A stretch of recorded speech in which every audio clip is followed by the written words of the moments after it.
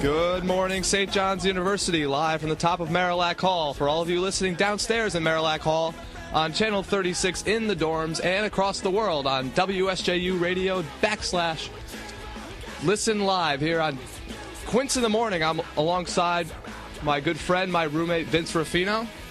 I'm Quinn Rochford.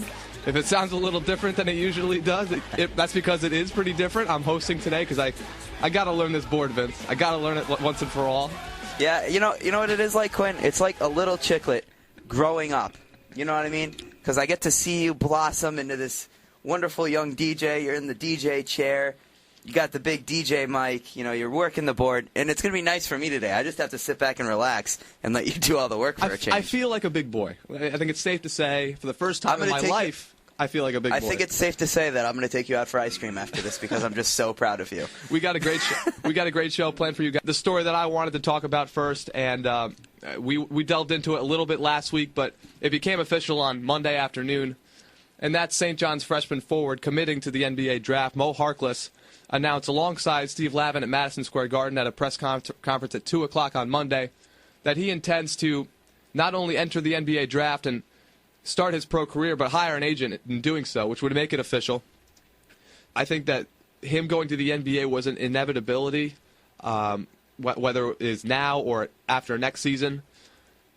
You can make an argument either way, whether he should go or he should stay. What's your opinion on that? All right. With Mo Harkless, I mean, personally, I think I could give a somewhat fair evaluation of a player at this point in my life as far as watching basketball is concerned. And just when I watch him, you know that he's an NBA player. There's no disputing the fact that he should play in the NBA someday. What you have to dispute and the problems that you have to have with it is that he's just, you look at his skill set, he's just not ready to be in the NBA yet. If you want to play in the NBA, you have to be able to shoot the ball from the outside, and Mo struggled with that all year. And, that's not us being unfair. I think that's a fairly unbiased opinion. The other thing is creating his own shot. There were times this year where he could not create his own shot on the dribble because he just couldn't dribble well enough. So another year of college would suit him well. Another year of college would make him a lottery pick, in my opinion. And when it comes down to it, you have Jakar Sampson committing here. You had a chance to do some damage. With Mo Harkless and Jakar Sampson on the team, the NCAA tournament is not completely out of the picture for St. John's next year. Now, they're just replacing Mo Harkless with Jakar Sampson, so it's basically the status quo. And when you look at what St. John's has going into next year, obviously you have Jakar Sampson now. At least we think we have Jakar Sampson now. Maybe. You have Jamal Branch coming in December. You have Felix Balamu, the kid from Long Island, teammate with Chris Obepka. It doesn't look like Chris Obepka is going to commit. We will see. And as we watched on Tuesday night, the St. John's women defeated Oklahoma in the second round of the women's NCAA tournament and moved on for the first time in program history to the Sweet 16, and they will face second-seeded Duke in the West region.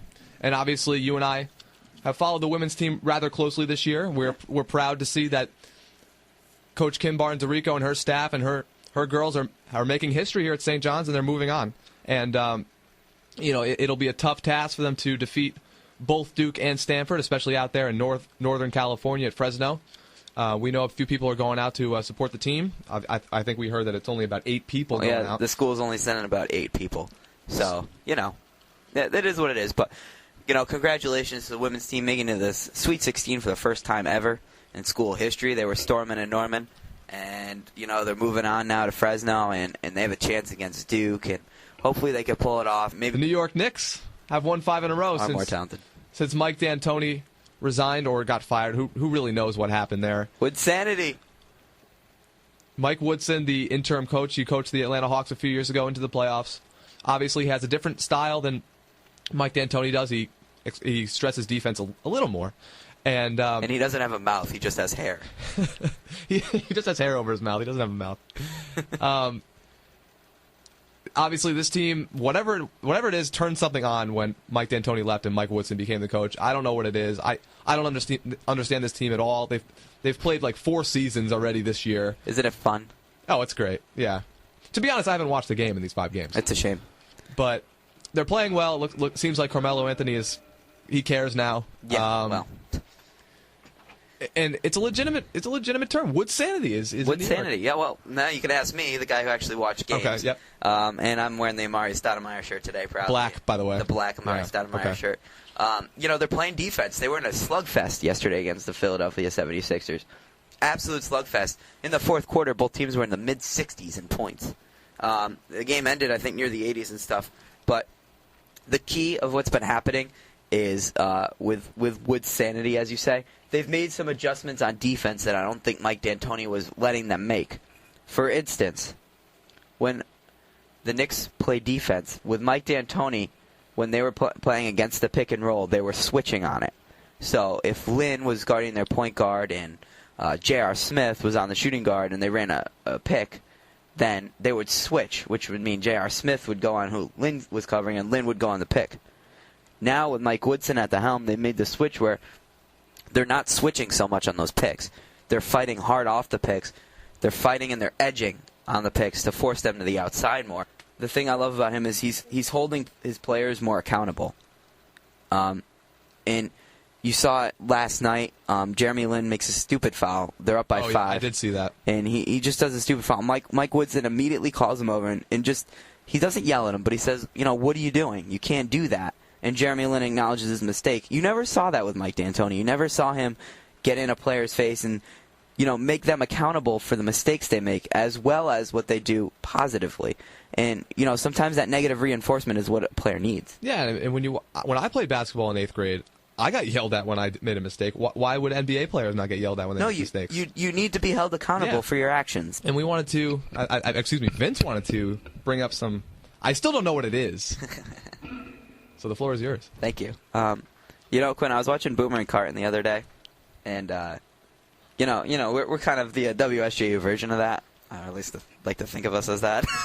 I think you and I are the only people that actually think about it. Well, it's a start somewhere. Okay. And it's like watching another couple. Because like when you do a radio show, it's kind of like being in a couple, or at least the way we do it, and. It dawned on me because I was watching them. You're scaring me. I was watching them, and they have cute little nicknames for each other, like Boom Booms and Craigie. And we don't have that. And it really bothered me, Quinn. It really dug down deep because you don't have a nickname for me. Like, should I call you Q-Tip? No. I mean, what are we going to do about this? I mean, I want to be normal. I want to have a normal relationship, Quinn. You want to be normal and you want to call me Q-Tip. Where are we going with this here? Let's. You want me to call you Vin? You want me to call you Vin? I'll call you something Vin. Vincey. I'm not. Where'd it go? I'm not calling you anything other than Vince. Vince? Vince? No, you have to have some originality better than that. Rough for Rafino. No, not rough. What am I, dog? I don't know. You're catching me off guard Q-tip here. or I don't know what to say to you. You're quintessential in my life. Just little nice things. You don't do that to me anymore. I think if you come up with this what? I feel like if you come up with this subject, you should have a couple names in mind. Well, Q-Tip was kind of the one that glared out to me. You're the tip of my life. Can I say that? Sweet 16 starts tonight. Perfect segue. Perfect. You have some. By the way, if you have a nickname for us, 718-990-6126. I'd love to hear it. I'm sure Jaden or Dave will come up with something. I trust them. I mean, we're already Quince. We'll tell you about Quince Ave later. You have some interesting matchups tonight. You start off with Wisconsin and Syracuse at 7:15 on CBS. And then you move on to Louisville and Michigan State. Those are two great games to start off the night, by the way. There's only 4 games a night. I'm excited for the Syracuse game. One thing that sucks about the NCAA tournament is, like, you start off with all these games. There's 4 games here. There's 4 games there. You got 16 games every day. And then you get to the next weekend. It's only 4 games a night. Yeah, it takes a swift downturn. But the quality of basketball does get a lot better. Me and Quinn have been, trying to keep up on our TV show watching, trying to I haven't been trying at all. I've been very busy. You know what? I'm trying to comfort myself by saying that you've been trying I have not been trying at all. It's all you, kid. But we started Breaking Bad. Season 1 was good. It was 7 episodes.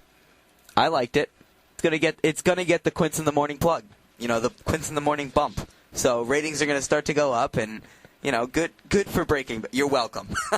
I'm just, at first it was hard to take the dad from Malcolm in the Middle seriously as a as like a dramatic actor, as like a guy that's like cooking drugs and stuff like that. But after a while you completely forget, because that's what a good actor does. He gets lost in the role kind of, and you.